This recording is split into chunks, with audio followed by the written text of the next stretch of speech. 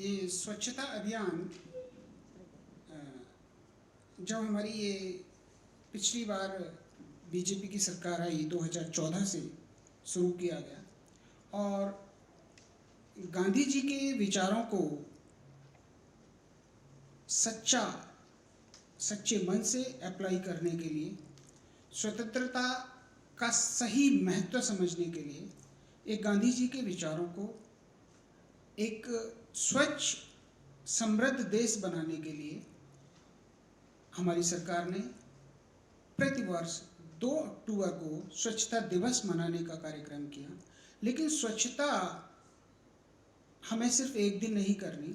2 चीज़ें समझिए कि जैसे हमारा कहीं पानी भरता है और एक टैप में से पानी टपकता है, तो सफाई करने का मतलब है हमने उस पानी को हटा दिया, लेकिन वो अगर पानी टपकता रहेगा तो वो फिर से भरता रहेगा। तो इसलिए इसके 2 पहलू हैं। एक पहलू ये है कि हमें स्वच्छता करनी है, सफाई करनी है, जितनी भी गंदगी है उसको हमने ख़त्म करना है।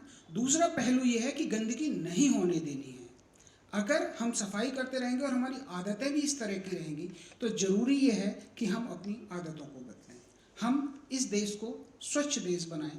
यूरोपियन कंट्रीज़ का कई बार जब भारत में आते हैं तो हम सिर्फ उनको जो डिग्निटरीज होते हैं उसी एरिया में ले जाते हैं जो स्वच्छ होता है, हम पूरे भारत में नहीं ले जा पाते। ये हमारा बड़ा दुर्भाग्य रहता है। तो ज़रूरी ये है कि हमारा सारा देश स्वच्छ हो, और स्वच्छ होने के बहुत फ़ायदे होते हैं। अब एक उदाहरण लेकर चलिए कि अगर हम किसी दिन स्नान नहीं करते हैं तो उस दिन हमारा कार्य करने में मन नहीं लगेगा, हम उतनी स्फूर्ति से कार्य नहीं कर सकते। इसीलिए इसी तरीके से अगर हमारा चारों तरफ का पर्यावरण स्वच्छ नहीं होगा तो हम प्रफुल्ल तरीके से काम नहीं कर सकते। इसके अलावा अगर देखेंगे कि जितनी भी कम्युनिकेबल डिसीज़ेज़ हैं उनमें से आधी से ज़्यादा डिसीज़ेज़ इसलिए होती हैं, आप देखिए हैज़ा वगैरह, कोलेरा, बहुत सारी ऐसी बीमारियां हैं कि जो कम्युनिकेबल डिसीज़ेज़ हैं और हमारे हेल्थ पर बहुत ज़्यादा असर सिर्फ इस वजह से पड़ता है कि हम स्वच्छ जगह पर नहीं रहते या हमारे चारों तरफ गंदगी होती है। तो अगर ये गंदगी नहीं होगी तो हमारी प्रोडक्टिविटी बढ़ेगी, हमारी हेल्थ अच्छी रहेगी और हमसे जो भी मिलेगा, चाहे वो विदेशी हो या अपने देश का हो, वो भी प्रफुल्लित रहेगा। तो ये ज़रूरी है कि हमारी आदतों में ये चीज़ शुमार हो जाए और इसी के लिए ये कार्यक्रम किया जाता है। और उसी कड़ी में ये शपथ है कि हम स्वच्छता के प्रति ध्यान रखेंगे। हम कार्यालय में भी देखें तो हमारे कार्यालय में फाइलें, अलमीरा सब भरी पड़ी रहती हैं।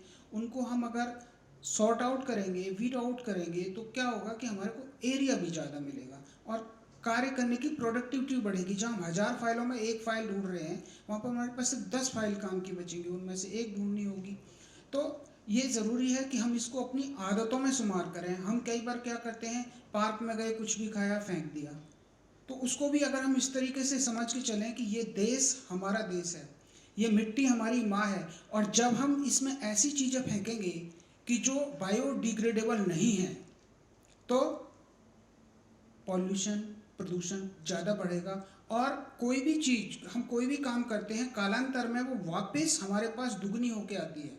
हम जितना ज़्यादा इस पृथ्वी को प्रदूषित करेंगे, गंदगी फैलाएंगे, वो उतनी ही ज़्यादा बढ़कर, चक्रवृद्धि ब्याज की तरह बढ़कर हमें किसी न किसी तरीके से प्रभावित करेगी।